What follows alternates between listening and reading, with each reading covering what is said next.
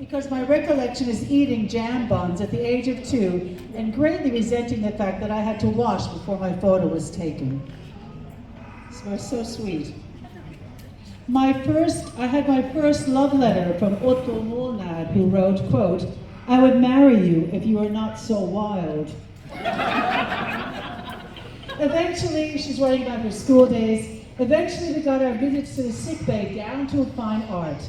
The first requirement was a slight temperature that could be managed easily by gently rubbing the thermometer.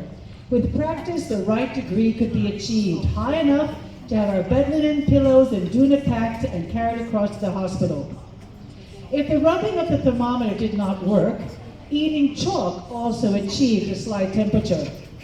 Actually, pretending to be sick had nothing to do with not wanting to go to school. The attraction was togetherness with our friends and being able to talk all day.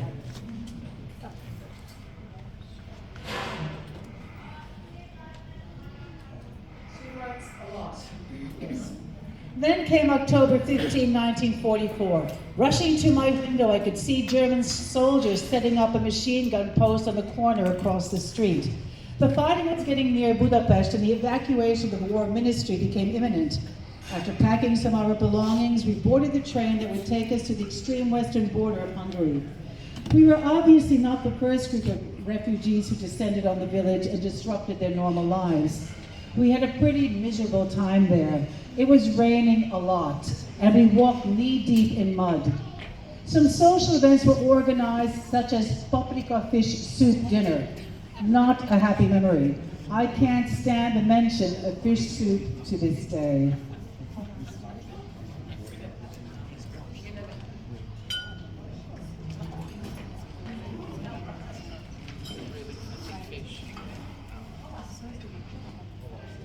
As I walked towards home, I listened out for Apika singing, as I knew he would be coming out to meet me. So I would sing too, and this way we found each other in the dark. On the way home, I related the day's happenings, and Apika also helped out where my knowledge was flagging. The highlight of the year was the reorganization of the Hungarian Scouts. There were a number of high-qualified scoutmasters, and they felt that the young badly needed scouting activities. School was fun, but scouting was sheer bliss. We had meetings, discussions, camps, and met more and more young people with the same interests, values, and beliefs. And I'd like to pass the microphone on to Gruber Tibi, a good friend of Marianne for many, many years, and I'll let him take the mic. Okay, I'm here to talk about Marianne and Kovássy, how it all started. Marianne being Marianne, she realised that there was a lot of 18-year-old plus back then kids that were starting to get sick of scouts or found other interests, and Marianne being Marianne, she just couldn't see that happen. She just couldn't see it happen that scouts were leaving scouts or they were parting from the Hungarian society. So she decided to do something about it. So in 1979, in a small church hall in Ringwood, she asked a whole heap of us to come together and see what we can do. And that's how originally Halló Smartjárs Kovássy Csoport started. Marianne was under a bit of a mistaken thing. She thought we'd like Hungarian poetry and literature and stuff like that. She tried to force barn on us. She could tell by our blank looks that just not going to work. So, being Marianne, she quickly had a think and she changed tactics. So she decided to make a camp at Ilden, which a whole heap of us attended. I think a lot of us that are here attended that camp. And some of us are still in Kovássy to this day. And friendships were formed that have been now going for the last 43 years. We started doing all sorts of activities, from motorbike riding, houseboating, hiking, what else? All sorts of things. I just can't remember Marianne not being there. She was always there. She was always there. Didn't matter what it was.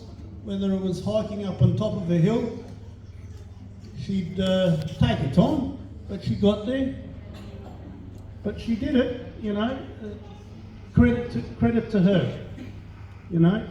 She was an amazing woman as far as that's concerned. She, I think the main character of Marianne is that, not that she loved Scouts, I think she loved each and every one of us that went there. And that formed a bond between Scouts, Marianne and us. And we still are going to, Quadrilla is still operating, still going, 43 years later, and probably will be going for a long while. Marianne had if she was a superhero, she had a superpower. Her superpower was she could make you do shit that you never wanted to do in your life. You know, she'd come up and look at you with those eyes, talk to you in a certain way, and then you just go, oh, all right, I'll do it. Because she just kept nagging at you. And because she saw something in you that you could do it. We didn't know in ourselves that we could do it. She'll always be in my heart. I'm sure it'll be in all your hearts. All in all your memories, with all the stuff she taught me. So, rest in peace, Marianne. And I don't want to say goodbye to her. All I'm going to say is we'll see you later.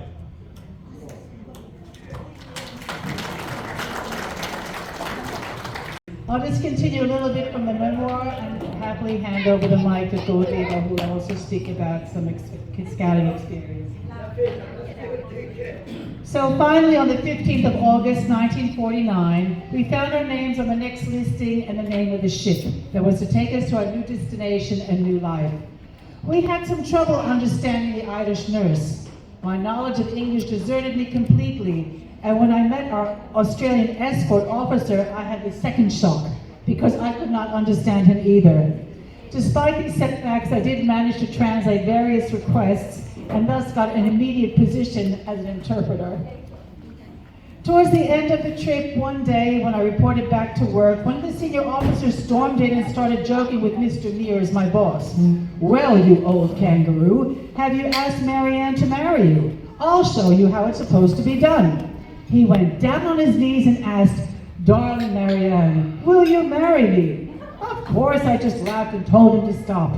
Mr. Mears has no such intentions, but to my surprise, Mr. Mears took it seriously. I escaped before it all got out of hand. Finally, after 5 weeks at sea, we arrived at Port Melbourne. My first impression of Australia was pretty good. Eventually, we reached Bonagila, an ex-army camp. First time that I saw corrugated iron huts, rather unsuitable for humans, but by that time we were so tired that all we wanted was a bed to sleep in.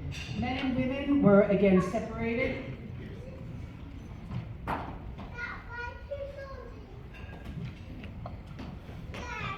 And we climbed into our cold beds. By next morning, we realized that sunny Australia can be very, very cold. There was frost on the ground, and it took a couple of hours for my feet and hands to warm up. There were a lot of Hungarians in the camp. Geza took me around, and I soon had a great number of acquaintances. We had a great time. Danced at night and went down to the Hume Weir to swim during the day. Work was not hard.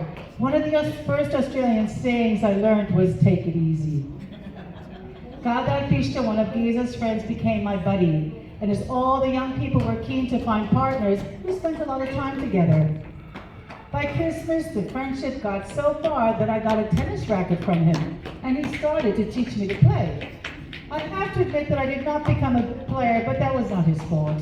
Despite my lack of talent at tennis on New Year's Eve, he did ask me to marry him, and he claims that I said, "Yes, please."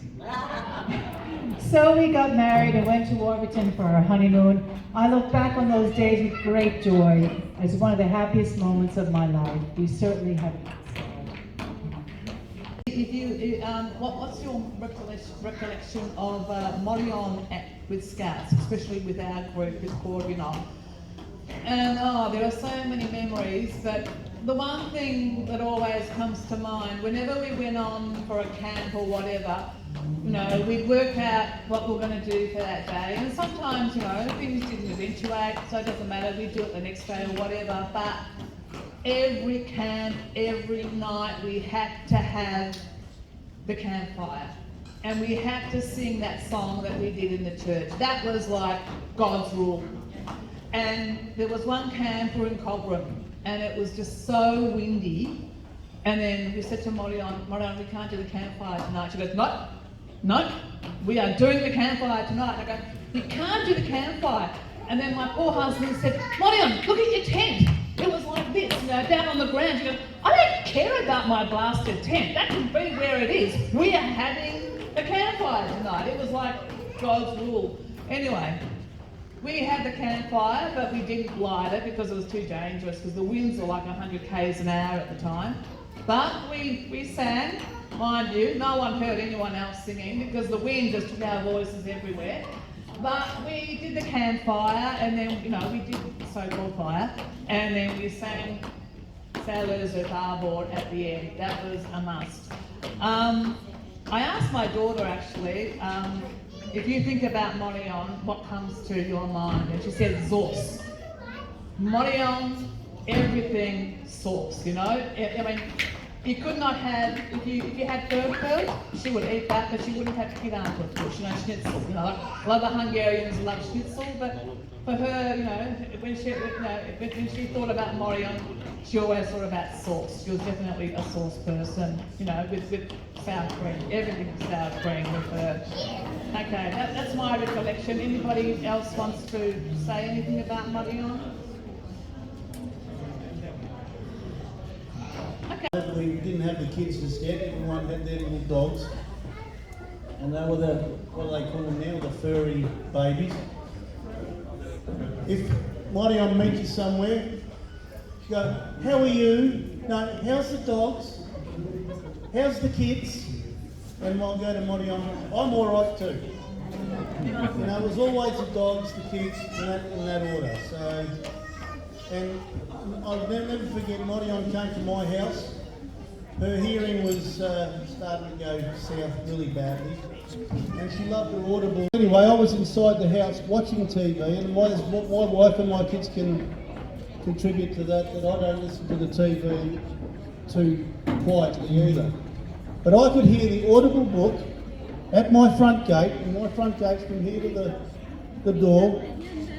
I could hear the audible book going, and I said, Marianne's here. And that poor dog,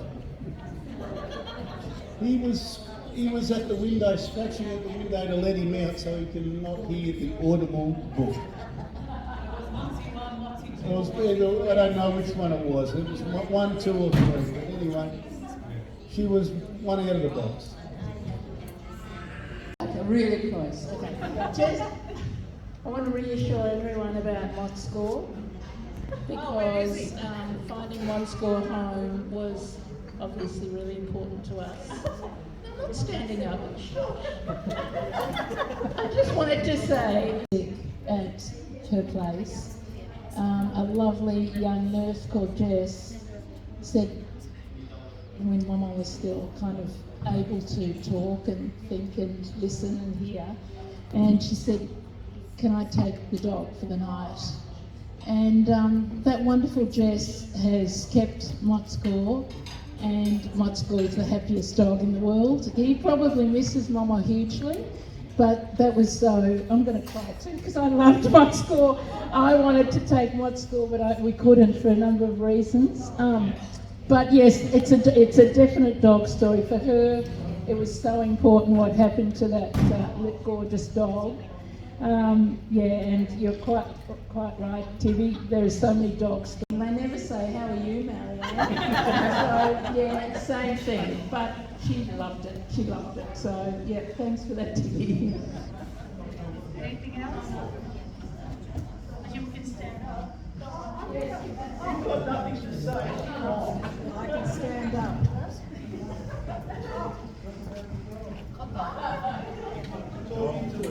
Just walk into it. Oh, hi there, everyone. And I'm standing. And I'm standing. I think we should sing a song. Oh, yeah, I think we should sing a song. Oj, tetszik, hogy jó helyen. Nagyon kék, oj, tetszik, hogy jó helyen. Ulassuk hát meg a génoráig, neki nem adják itt. Négucsúnak akar véletészen,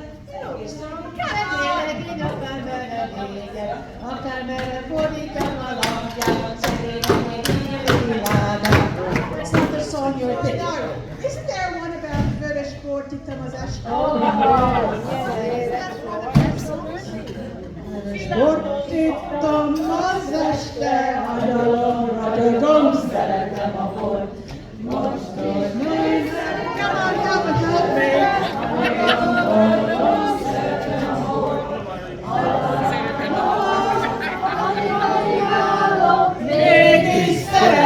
Nek a lányok, ragyogom, szeretem a bort.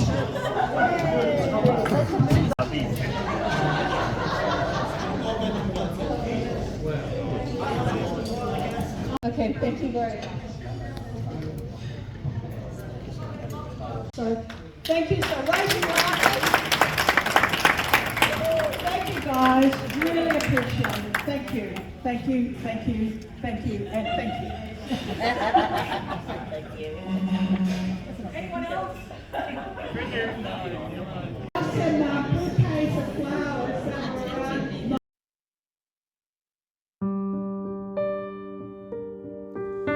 Hol szőke sellő, lenge szellő játszik a Tiszán, ott él egy nép, legendák népe, ott az én hazám.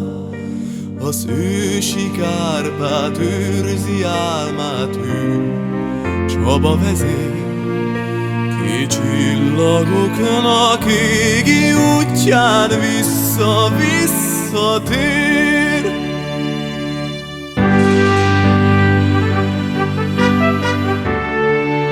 Hogy ilyen szívünk várva várja,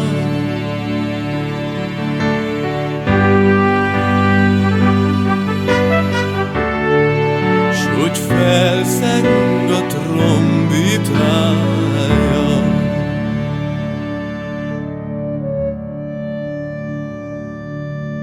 Szép vagy, gyönyörű vagy Magyarország, gyönyörűbb, mint a nagy világ. Ha zeng a zene szól, látom ragyogó szép orcát. Táltos paripákon tovaszállunk, hazai fűfalom virág. Úgy sír a hegedű vár, egy gyönyörű szép ország.